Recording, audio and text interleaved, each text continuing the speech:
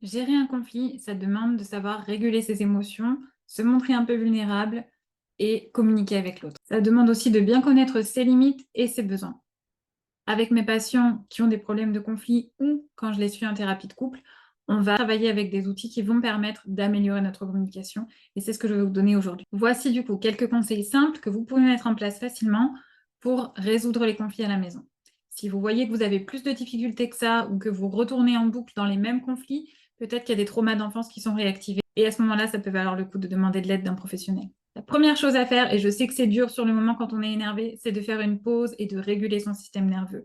Quand on est dans un conflit, la plupart du temps, on va se sentir sur la défensive et dans ce mode-là, on va connecter à notre cerveau émotionnel et pas à notre cerveau rationnel. Ce sera beaucoup plus dur de prendre du recul, de réussir à voir le point de vue de l'autre et de ne pas être sur la défensive, de ne pas être agressif, irritable, etc. dans ces moments-là. C'est pour ça que la priorité, c'est d'abord de se réguler, de se sentir à nouveau en sécurité dans son corps. Là, je vous invite à voir la vidéo sur le système nerveux si vous en avez besoin pour comprendre ce que je veux dire, pour pouvoir être au calme et trouver des solutions ensemble. On peut avoir de l'empathie quand on est dans notre cerveau rationnel. Si je ne sors pas du mode combat, fuir ou combattre, de mon mode sympathique, au moment où je vais essayer de résoudre le conflit, ça risque de ne faire que mettre de l'huile sur le feu. Quand on est en système nerveux sympathique, dans un échange, on va interpréter les visages neutres comme des expressions agressives ou hostiles. Quand on est dans ce mode-là, on va tout interpréter avec le filtre de nos plus grandes craintes, de nos plus anciennes blessures, etc. Du coup, ce sera très difficile d'être vraiment ici et maintenant avec la personne avec qui j'ai un conflit et de réussir à prendre le recul nécessaire pour trouver des solutions. C'est pareil pour l'autre personne. Si moi, je suis calme et posée, mais que l'autre personne est particulièrement déclenchée, ça vaut vraiment le coup que j'arrête, que je fasse une pause et que je lui propose de souffler, de prendre du temps pour elle, etc. Parce que l'autre personne, elle va aussi avoir du mal à comprendre ce que je veux dire si elle n'est pas calme elle-même. Les moyens simples pour faire une pause à ce moment-là, ça va être du coup d'utiliser le soupir physiologique. C'est la technique de respiration qui permet de repasser le plus vite possible le système nerveux en parasympathique. Du coup, ça peut être super utile. L'idée, c'est d'aller inspirer une fois normalement, sans forcer, de réinspirer une fois par-dessus un petit peu plus, sans expirer entre les deux, et ensuite de souffler un grand coup. Vous pouvez pratiquer ça 5 minutes, chacun de votre côté, par exemple, histoire de réguler et de revenir au calme. Si vous sentez que vous êtes trop énervé pour réguler par la respiration ou par d'autres techniques comme ça, vous pouvez vous secouer, trembler, faire des choses comme ça. Ça a l'air bizarre, mais en fait, ça va vous permettre d'évacuer l'énergie qui était mobilisée pour mettre en route le système nerveux sympathique. Du coup, ça peut être une très bonne manière d'évacuer tout ça. Vous pouvez secouer les bras, les mains, les jambes. Allez-y jusqu'à ce que vous sentiez que c'est passé et ensuite éventuellement passer à la régulation avec la respiration. Ça a l'air bizarre et vous ne le ferez pas si vous ne vous êtes pas habitué à le faire d'abord. Donc, n'hésitez pas à utiliser ces techniques en routine au quotidien. Ce sera bon pour votre système nerveux et une fois que vous serez habitué, votre cerveau il va plus facilement avoir accès et prendre ces outils-là quand il en aura vraiment besoin, par exemple quand il est déclenché par un conflit. Une fois qu'on se retrouve tous les deux vraiment régulés, calmes, etc., et qu'on est prêt à essayer de résoudre ce conflit, ce qu'on va faire en premier, et ça aussi c'est difficile, c'est d'écrire sans juger, sans exagérer, sans présumer. On va décrire les faits très rationnellement. On ne va pas dire il fait chaud, on va dire il fait 35 degrés. D'accord? On va vraiment essayer d'être le plus rationnel possible. On ne va pas dire tu ranges jamais ta chambre, on va dire les 2 dernières semaines, tu as rangé ta chambre 3 fois et la chambre a été en bazar 5 fois, par exemple. Ou je ne vais pas dire tu es bordélique, je vais dire tu as laissé tes chaussettes près de la porte mardi soir. D'accord? Vous voyez l'idée? Donc vous pouvez commencer la phrase quand il s'est passé et là vous décrivez ce qui s'est passé en essayant encore une fois de ne pas exagérer, d'éviter les termes comme toujours, jamais, des choses qui vont juger, enfermer l'autre et qui vont le mettre sur la défensive et du coup à nouveau réactiver son système nerveux sympathique. Une fois que vous avez décrit la situation, vous allez décrire ce que vous ressentez. Et ça a l'air étrange, mais en fait souvent on manque de vocabulaire, donc n'hésitez pas à regarder un petit peu du vocabulaire d'émotions et de besoins parce que quand on n'a pas appris à résoudre un conflit comme ça quand on était enfant ou plus tard, en fait, on va avoir du mal à le faire spontanément parce qu'on va être un peu limité dans nos termes. Et ça peut vraiment nous aider d'aller un petit peu plus loin. Au lieu de dire je suis fâchée, je vais pouvoir dire je suis furieux ou je suis vraiment frustrée. Aller un petit peu plus loin dans les descriptions de ce que vous ressentez. Cherchez aussi ce que vous ressentez vraiment. Par exemple, si ma fille de 16 ans m'a dit qu'elle rentrait à 22 heures et qu'elle n'est rentrée qu'à 23 heures, peut-être que ce que je vais lui dire, c'est que je suis en colère. Je suis en colère parce qu'elle m'a trahi. Mais peut-être que c'est pas exactement ce que je ressens ou que c'est pas seulement ce que je ressens. Peut-être que si je fais une pause avec moi-même et que je me rends compte en fait de que je me demande ce que j'ai vraiment ressenti, peut-être que ce que j'ai ressenti d'abord, c'est de l'inquiétude et que ça aussi, je devrais lui dire. J'ai eu vraiment peur quand t'es pas rentré, j'ai eu vraiment peur parce que j'ai pas eu de nouvelles. Je me suis terriblement inquiétée, je me suis fait plein de scénarios dans ma tête, d'accidents de voiture, de problèmes avec des garçons, peu importe. Je me suis inquiétée de tout ça.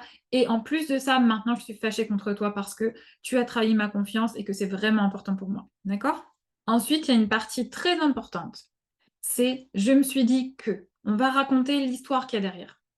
Je me suis dit que tu t'en fichais de moi, je me suis dit que tu avais un problème. Quand tu n'as pas ramassé le linge alors qu'on avait déjà discuté et dit que tu ramasserais le linge tous les dimanches, etc., je me suis dit que tu t'en fichais de moi, je me suis dit que j'étais ta boniche, etc., etc. C'est vraiment important parce que il faut comprendre que chacun, quand on va être déclenché par une situation, on va aller projeter la pire situation pour nous dans celle qu'on connaît.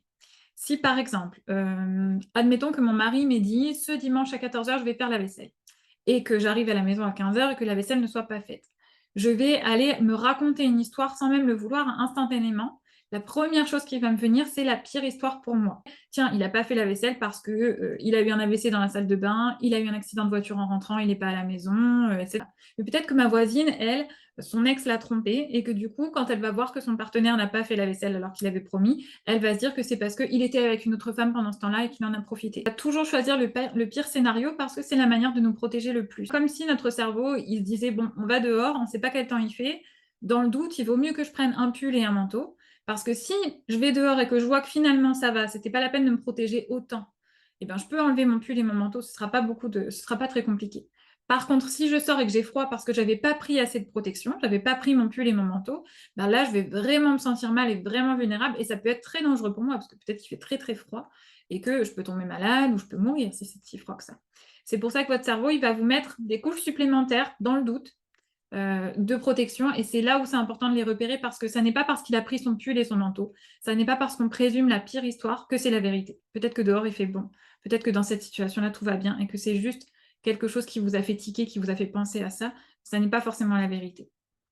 Donc c'est vraiment important de pouvoir se rendre compte soit de l'histoire qu'on s'est racontée à ce moment-là et potentiellement d'à quoi elle nous fait penser comme expérience et aussi de pouvoir le communiquer à l'autre. Tu sais, dans ce moment-là, moi j'ai pensé à ça. Mais peut-être que l'autre, ben, lui, il a aussi ses problèmes et que du coup, il se dirait ah, mais moi, dans ce genre de situation, c'est ça que je me dirais. Du coup, on ne s'est pas compris. C'est vraiment important. Et en plus, quand vous êtes dans une dispute d'une relation significative, ça peut vraiment aussi vous permettre de connaître les traumas et les triggers de votre partenaire éventuellement ou de la personne de votre famille avec qui vous vous disputez et du coup de le prendre en compte les prochaines fois et de pouvoir plus facilement préserver les émotions de l'autre, etc. Une fois que vous avez décrit la situation, que vous avez décrit ce que vous ressentiez et l'histoire que vous êtes racontée, décrivez votre réaction. Ça a l'air bizarre de redécrire la réaction, mais c'est important parce que ça permet de reconnaître ce qu'on a fait et de prendre la responsabilité de ce qui s'est passé. À ce moment-là, j'ai crié, à ce moment-là, je me suis mise sur la défensive. Décrivez ce qui se passait, du coup, prenez la responsabilité de ce qui vous est arrivé à ce moment-là et de ce que vous avez fait. Ensuite, ce que vous pouvez utiliser comme phrase, c'est « ça montre que j'avais sûrement peur de ». C'est là où vous allez pouvoir expliquer davantage. En fait, j'avais peur de ne pas compter pour toi. En fait, j'avais peur de ne pas être assez bien. J'avais peur d'être contrôlée. Il peut y avoir plein de choses. Ensuite, indiquez à l'autre comment vous auriez pu vous sentir en sécurité. Comment vous auriez pu faire pour ne pas être sur la défensive, pour ne pas être activé par votre système nerveux sympathique. Donc la phrase, ça pourrait être « pour me sentir en sécurité, j'avais besoin de ressentir, par exemple, de sentir protégée, de sentir que tu me soutenais, de sentir que tu étais là pour moi, de sentir que tu ne me jugeais pas, d'avoir un espace pour exprimer mes émotions, etc., etc. » Ensuite, repérez combien c'est une situation trigger pour vous. Encore une fois, c'est hyper intéressant si c'est quelqu'un avec qui vous avez des disputes régulièrement, par exemple votre partenaire ou quelqu'un avec qui vous vivez, parce que ça permet de décrire à l'autre combien certaines situations sont trigger pour vous et comment vous pouvez ensuite, du coup, être attentifs les uns aux autres à ça. Tiens, j'ai tout le temps ce trigger-là qui revient, il faut qu'on fasse quelque chose à propos de ça. Soit que je travaille moi là-dessus, pour déprogrammer un peu ce déclencheur émotionnel, soit que toi, tu fasses un petit peu attention à ça pour qu'on ne se dispute pas. Donc, vous pouvez dire, du coup, j'ai été déclenchée à 5 sur 10, j'ai été déclenchée à 6 sur 10.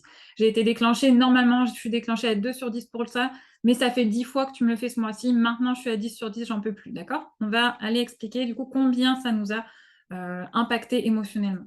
Et ensuite, je vais dire, cette situation, elle me rappelle les événements de mon passé, par exemple. Ça me rappelle quand mon ex m'a trompée et que d'abord, il a pris de la distance. Ça me rappelle quand ma mère me laissait toute... Là, j'avais une thérapie de couple la dernière fois, par exemple, Et il y avait une situation qui était tout le temps trigger, c'est que le partenaire, du coup, il voulait être dans la cuisine en même temps que sa partenaire. Et elle avait vraiment besoin de son espace. Du coup, ça avait l'air d'une situation un peu simple parce que elle voulait juste de la place et lui, il voulait juste passer plus de temps avec elle. Et ils auraient pu passer plus de temps ensemble et trouver plein de moyens, mais il y avait un enjeu émotionnel très fort là-dedans. Et quand on est remonté, du coup, dans les souvenirs du partenaire à ce moment-là, il a raconté qu'en fait, ça lui rappelait quand sa maman à lui, elle était dans la cuisine et qu'elle lui disait toujours de rester en dehors de la cuisine pour qu'elle ait de la place, pour qu'elle puisse s'occuper de tout ce qu'il y avait à faire, etc. Probablement pour qu'il ne se mette pas en danger aussi, hein. Mais du coup, lui, à ce moment-là, il s'était senti seul, il s'était senti rejeté, il s'était senti pas à sa place. Et à chaque fois que sa partenaire, elle l'empêchait de venir avec elle dans la cuisine, il se sentait comme ça. Ça n'empêche pas, par exemple, dans cette situation que elle avait vraiment besoin de son espace et elle voulait pas cuisiner avec lui.